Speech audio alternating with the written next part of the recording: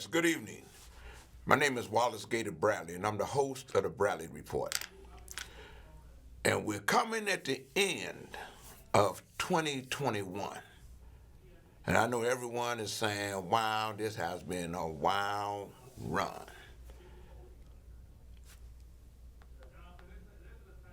But 2022 is going to be even more trying on us as a people.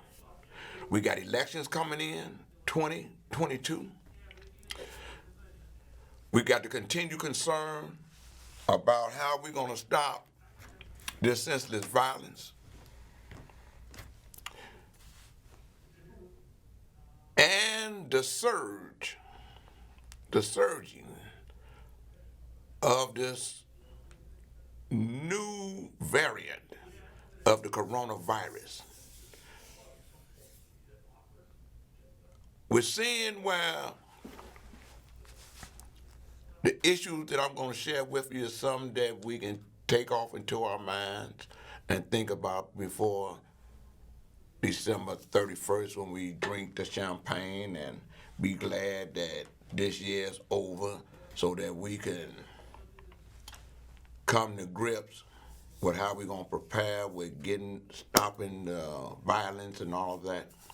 Again, like I say, I'm Wallace Gator Bradley. I'm the host of the Bradley Report. I'm also the president of United in Peace, Inc. Okay? The issues that's put together for this show is done by none other than the producer and the director of this show. And she's also the chairman of United in Peace, Inc. Okay? None other than my wife, Terry Marsh Bradley. And the brother that's helping to make sure that everything is done humanly right, technically, is Brother Omari. So without further ado, to God be the glory, that's my story. Of course, Brother Omari, let's go to work with the first article right there. The COVID cases in Illinois still surging as Pritzker warns of more deaths, stress on the healthcare system. The thing that's wild and perplexing is that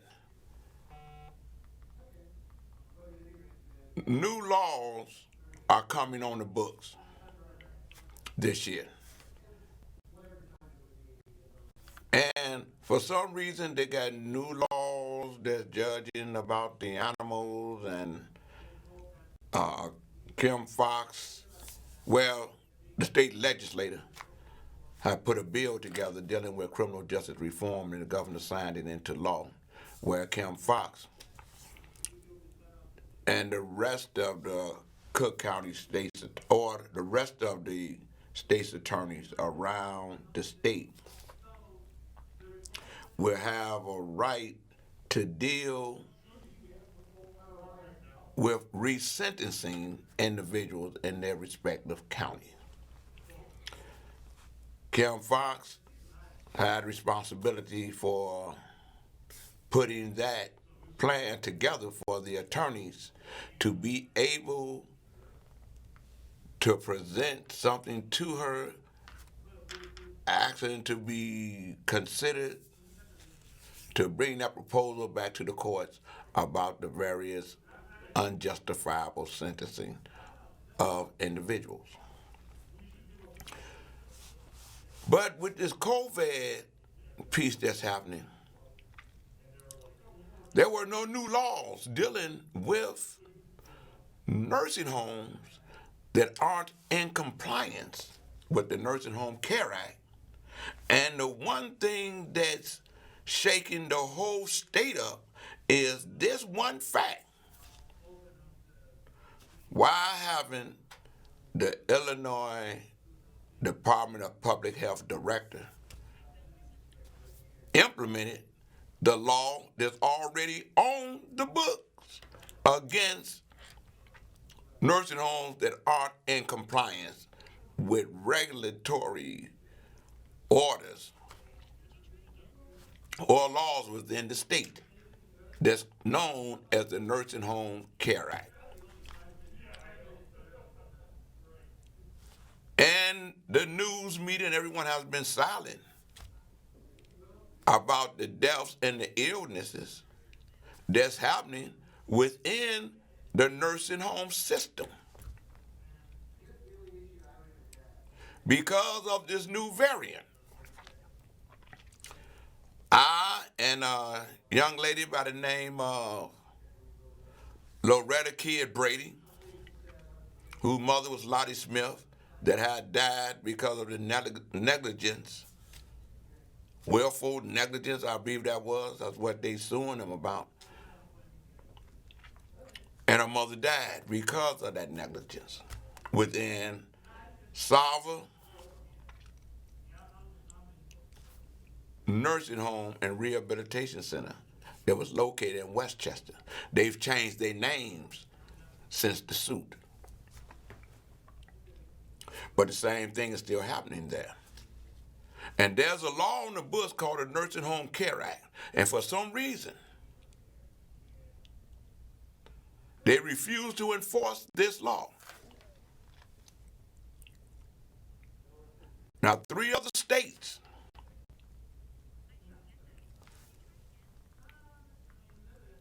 have put the nursing homes on notice and everything else. Evidently, they have a law that's similar to the law here that's known as the Nursing Home Care Act. So hopefully coming into 2022, January the 1st or the 2nd, they will implement those laws against the nursing homes that aren't in compliance and hold those responsible because they weren't in compliance. They're talking about mandates. The state about to have a mandate. The city about to have a mandate. County talking about mandates in order to stop the spread of this because they're saying that it's going up. Brother Omari, could you bring that storyline down? The COVID, thank you. It says the COVID cases in Illinois, right there. It said if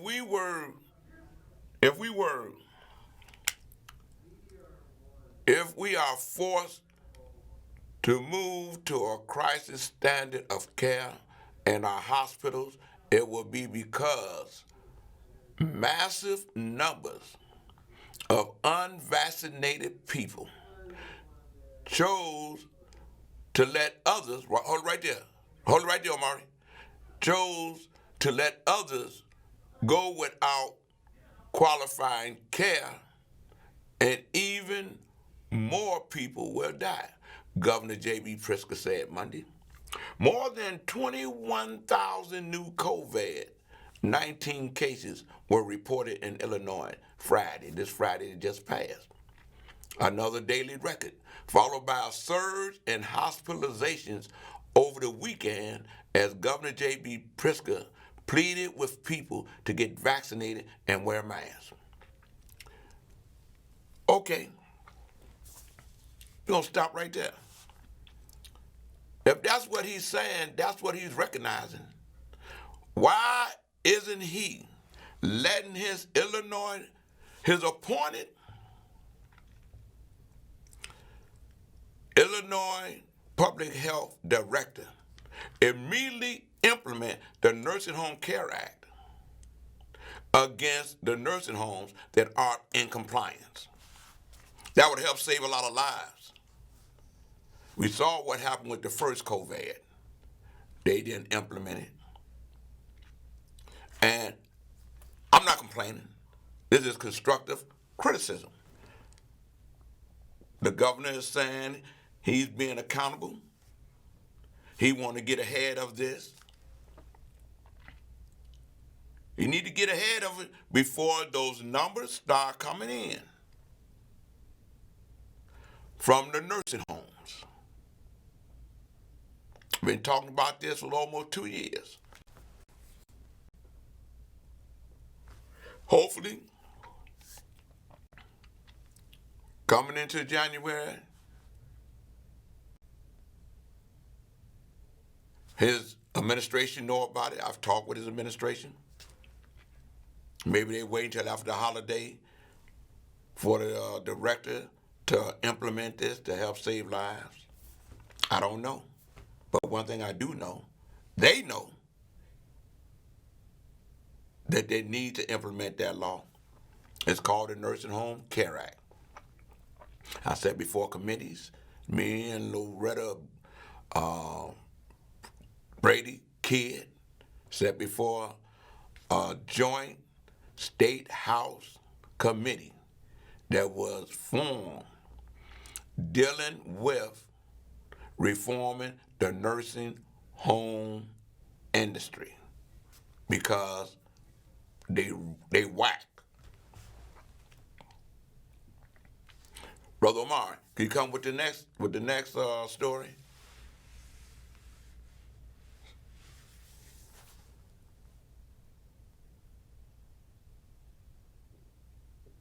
Wow, that right there.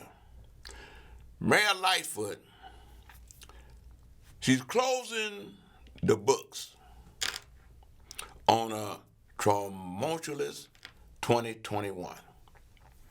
Could you move that up a little bit, Brother Omari? Right there.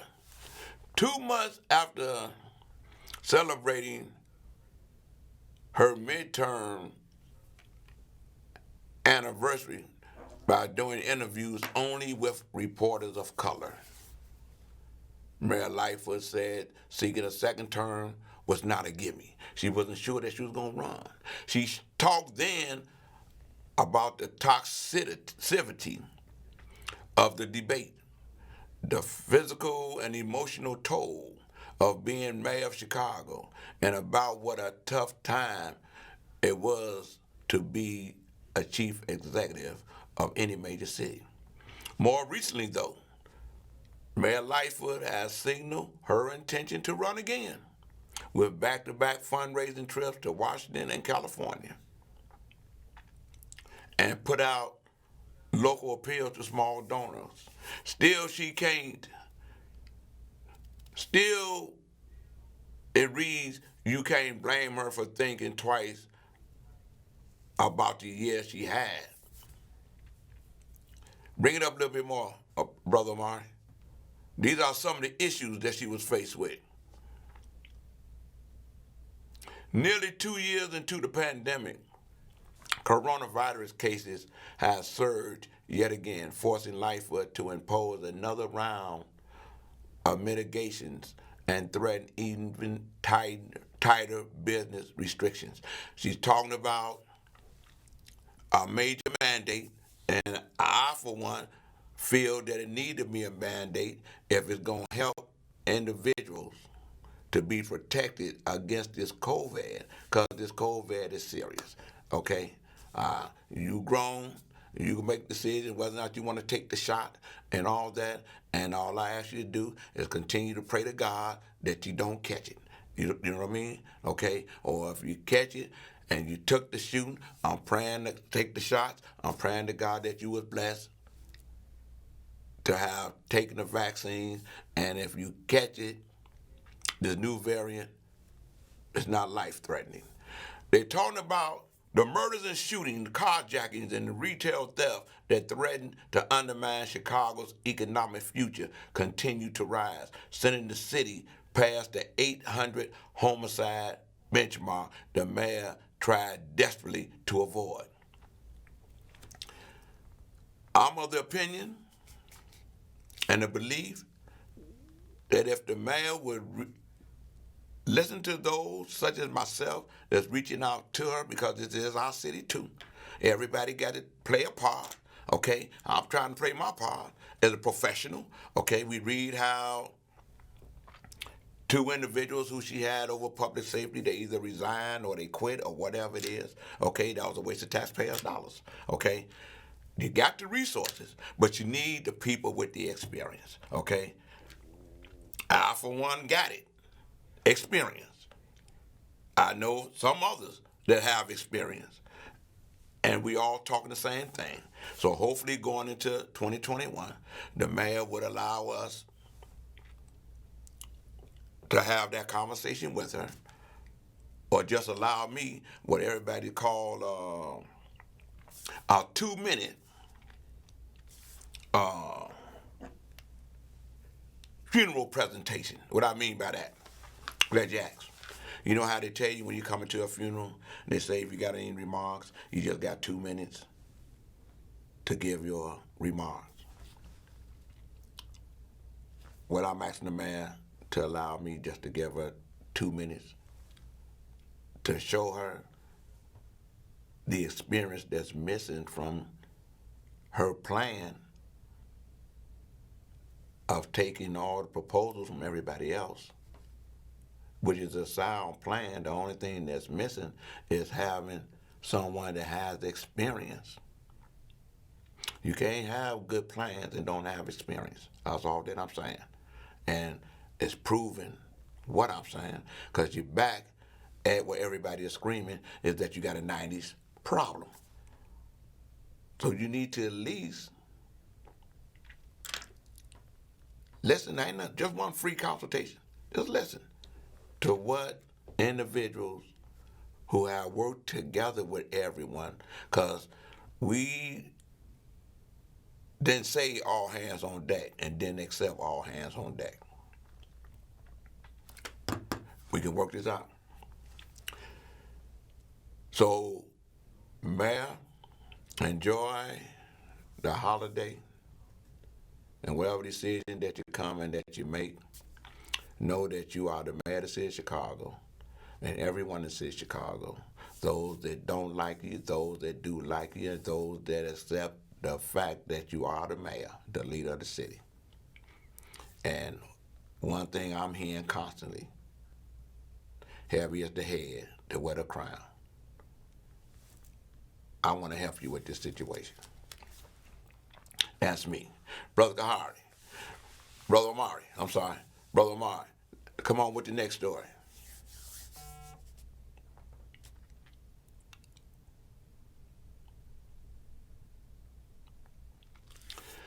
We got a strong sister that's on the west side. She's a community activist. She says she took out a second mortgage on her home to help fund her campaign for Cook County Board President. Her name is, I guess, is Serlina Smith Members. And she wants to run against incumbent and my friend, County Board President and Chairman of the Cook County Democratic Party. Hold right there. Tony Preckwinkle. And the young lady, if she's qualified to run, she has the right to run. She was standing outside her modest Austin house, home, the front steps crumbling, and she made her announcement, her intention to run for the county board president. The community activist and mother of two says she's taking out a second mortgage of her home to help fund her campaign. They say a tower of 500 red and white campaign signs stood just inside her front door. Her 12-year-old daughter introduced her. That's a wonderful thing. Her introduced her to one newspaper reporter right there and a single TV camera. So my day starts off, she says, with having no real resources. She's running and she says she has no real resources in order to run, but she has a right to run, because the most important thing is that she's registered to vote. And she's in the county of Cook. She happens to stay or live in Chicago. But she says, from what I'm reading, she wants to be the county board president because as the county board president, she could do more for the county. But she making mention of what's happening in Chicago. I think one of the first things she should know and realize is that being Cook County president, you can deal with every city but the city of Chicago. That's under Mayor Lightfoot's purview. So everybody wants to run for office, but they don't realize that there's a lot of work goes into being an elected official. And you're going to have people that's going to like you, and you're going to have people that's going to hate you. And I'm saying, run, if that's what you want to do. I'm saying for people, pick the candidate that you want.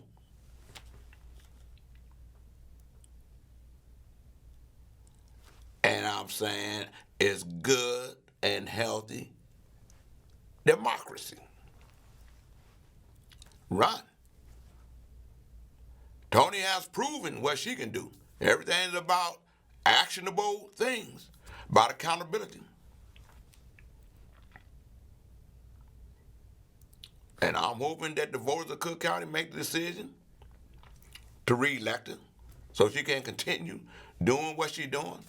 Because right now, coming in 2022, it's about being about serious business. Again, as I extended my help to the mayor to help with the violence piece, I make that same outreach to the county board president and to the governor. This is the meat of the show right here. Racial tensions simmer amid the slating. This says racial tensions were building during the Cook County Democratic Party slate, which nailed down its slate for the June 28th primary. In the contested races, the party endorsed Alexei Janunius, I think that's how you pronounce his name, for Secretary of State. The incumbents, Fred Kagi for the assessor, and Tom Dart for sheriff. Kagi and Dart were endorsed together after the committee members rejected a proposal for separate endorsement roll calls. There will be no open primary for any of these races, though it was considered and rejected for the Secretary of State's race. The elephant in the room for all three contest candidates winning the party endorsement are they all white men. Craigie and Dart are incumbents. So their securing party support wasn't a complete surprise. Everybody want to run for office. You're going to have to come with something. Because we got a right as voters to make those incumbents come out and be about showing that they're accountable by giving what's required of them now as opposed to a campaign promise.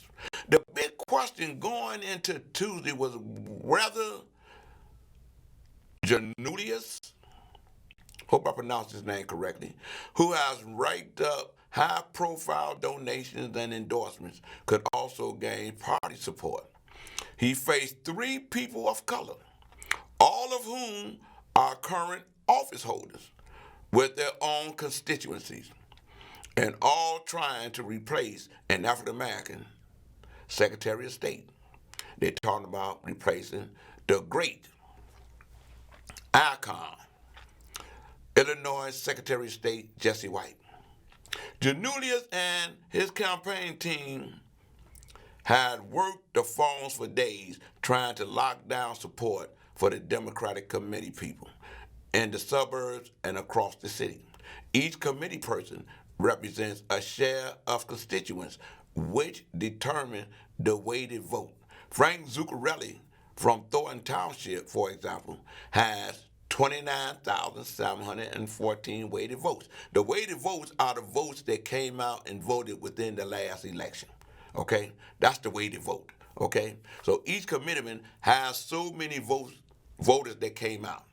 Okay, among the highest committee members, he backed Janulius. Brother Omari, could you put it up a little bit more? A little bit more. Right there.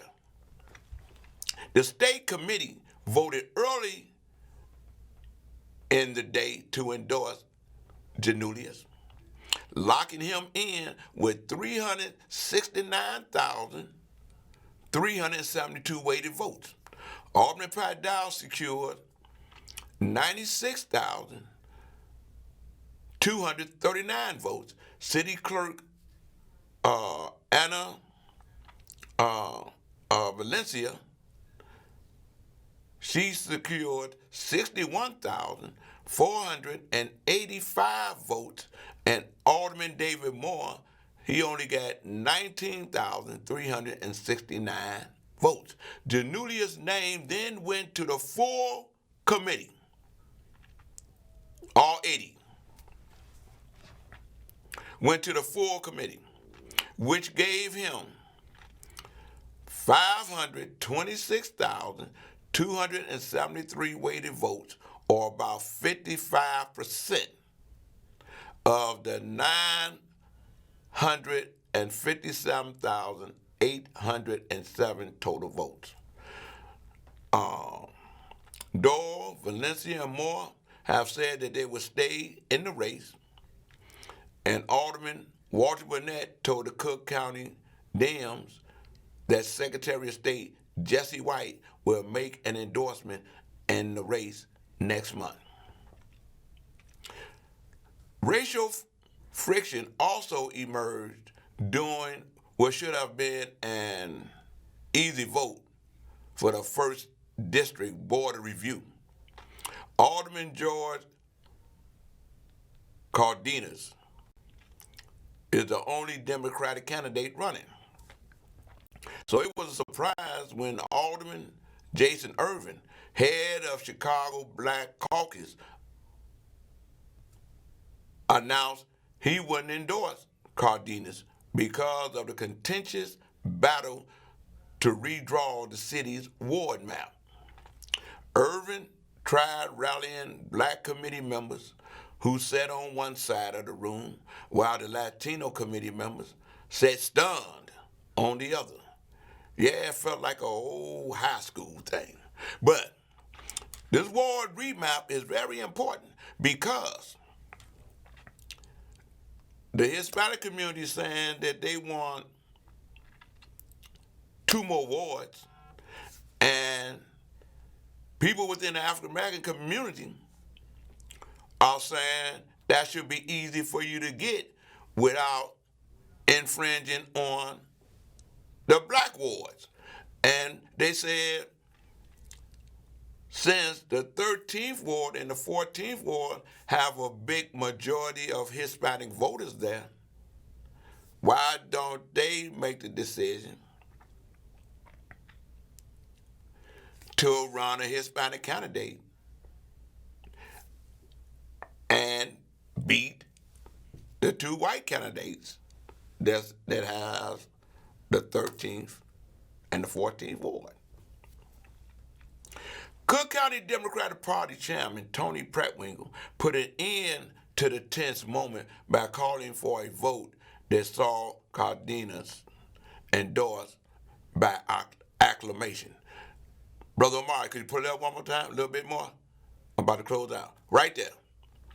Preckwinkle is also facing pushback in the assessor's race. The decision to endorse Kagi over Water Reclamation Board President Kerry Steele, who is black, drew outrage from Mays Jackson, the radio commentator who is also married to Steele. In a Facebook post, Mays Jackson, vowed to run against Preckwinkle for the Cook County Board presidency. So if Mays is talking about running, and their sister is talking about running against the county board president, that's going to be an interesting race, I can see Tony Pratt-Winkle being reelected. The fact that the black woman chairman of the Democratic Party refused to allow Kerry an up or down vote based on her qualifications and protected white privilege is why Mays believed we need change at the top, he wrote. Instead of a coordination of Queen, it's time to take the crown. He said he wants the crown. He's entitled to run if he's qualified. I'm sure he is. He's a registered voter. He's of age. He can run. In the Sun-Times story about slating, Pratt-Winkle dismissed questions about Democratic infighting, saying the process showed democracy in action. There were two races clearly in which passion ran high, the assessor's race and the Secretary of State race. But as she said, this is an open, transparent process, and we have our slate. I want to say this because it's time for me to close out. It's good. They had judges that got slated. I'm glad that two of my clients got slated.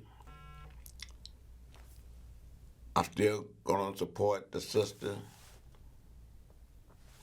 for one of the seats to be a Cook County judge, Deidre Bowman. All three of them are friends / clients. I'm going to be helping, and I'm asking the people to vote for in the 5th Sub-Circuit, Timothy Wright, Timothy W. Wright III in the 5th Sub-Circuit. And in the 9th Sub-Circuit, I'm asking the people to vote for Sanjay Taylor. The 3 Cook County judges, 2 of them that were slated. One of them was Thomas Moore Donnelly, and the other was Judge Rena Marie Van Tine. Both of them have been on the bench for either 19 years or 20 years. So you be able to Google them and check them out and see what type of judges they are. I feel good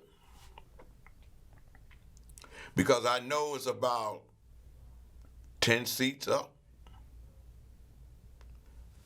I got 3. And the 3 that I got, they ain't running against each other. And the 2 sub-circuit judges, they ain't running against each other. I'm saying that to say this. I did my research about judges to bring to the people within our community, because they all ask me who and why, and I'm able to show them. As opposed to us just sitting there and getting caught up on the color or the race of a judge.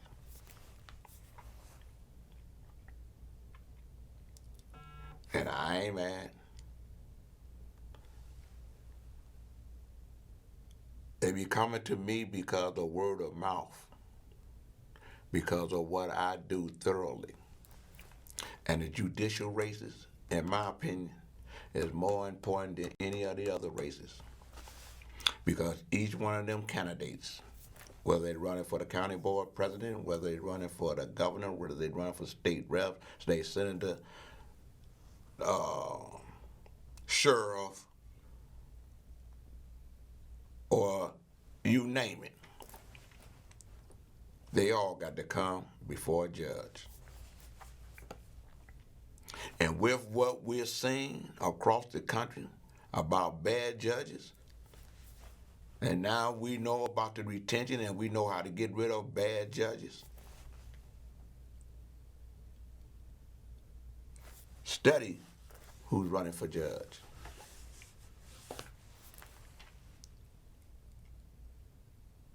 Study.